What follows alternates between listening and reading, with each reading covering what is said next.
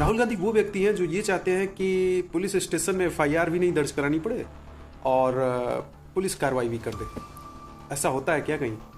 राहुल गांधी के आरोपों पर आज निर्वाचन आयोग ने जबरदस्त हमला बोला और अल्टीमेटम दिया कि आपको या तो 7 दिन के अंदर हलफनामा देना होगा चुनाव आयोग को कि जितनी भी लिस्ट हैं जो उन्होंने प्रोवाइड की हैं उनकी जांच की जाए, या तो पूरे देश की जनता से माफ़ी मांगे। वैसे तो इलेक्शन कमीशन ने कई चीज़ें जो है आज प्रूफ सहित जो है सामने रखी। उन्होंने कहा कि हर गांव में मकान नंबर नहीं होते। आप देश के सबसे बड़े, दुनिया के सबसे बड़े जो चुनाव आयोग है उस पर आप आरोप लगा रहे हैं और ये तरीका बिल्कुल भी सही नहीं है।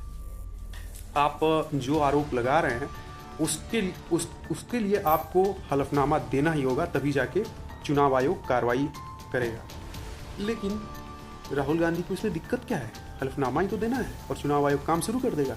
बट वो नहीं करना चाहते क्योंकि ये संवैधानिक हो जाएगा, ये एक सिस्टम प्रोसेस के तहत आ जाएगा और इसमें अगर वो गलत पाए गए तो उनको कई दिक्कतों का सामना करना पड़ सकता है। इसलिए राहुल गांधी इस मामले को पूरी तरीके से न कर रहे हैं, वो हलफनामा देना नहीं चाहते।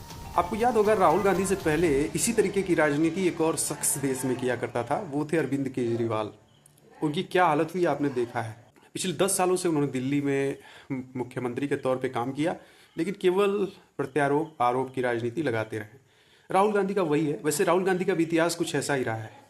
राफेल का मुद्दा आपको याद होगा 2019 में भारत सरकार पे तो ऐसे आरोप लगाते थे जो इतना बड़ा घोटाला हुआ है कि मतलब कुछ है ही नहीं, मतलब इससे बड़ा घोटाला हो ही नहीं सकता। इस तरीके से सार्वजनिक मंचों से ये बातें कहते थे, लेकिन उन्हें प्रूफ नहीं कर पाए वो। और तो और एक चुनाव सभा में उन्होंने बोल दिया था कि प्रधानमंत्री मोदी को कन्विक्ट कह दिया है, कोर्ट ने कह दिया है कि उन्होंने राफेल में चोरी की है।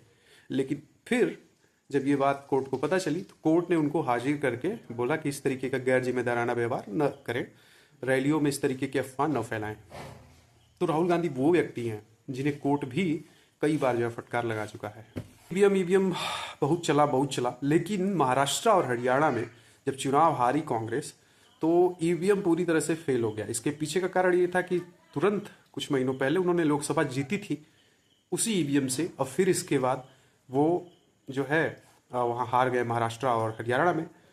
तो अब उन्हें ये लगा कि यार ईवीएम वाला तो मुद्दा हाथ से निकल रहा है, क्योंकि जनता तो जान चुकी है कि यार 2024 में हम मतलब अच्छी सीट निकाले हैं, ईवीएम पे तो अब ठीकरा नहीं फोड़ सकते। तो इसलिए इन्होंने नया मुद्दा लाकर देश की जनता को फिर से बरगलाने की कोशिश की है। और उसमें पीछे जानते हैं सबसे बड़ा कारण क्या है?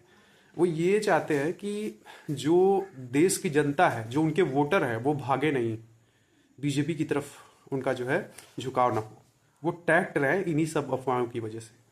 मतलब जो जनता इस चीज़ के बारे में नहीं जानती है ज़्यादा, उन्हें जो है सिस्टम के बारे में ज़्यादा नहीं पता है, उन्हें बरगलाया जा सकता है और उन्हें टारगेट करके ये बेवकूफ़ बनाने का, मतलब बरगलाने का प्रयास कर रहे हैं। तो ये है हमारे राहुल गांधी।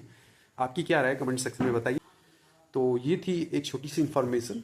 आपको पसंद आई हो तो लाइक कीजिए और शेयर कीजिए, सब्सक्राइब कीजिए। ऐसे लोगों की पोल खुलती रहेगी इसी चैनल पे। राहुल गांधी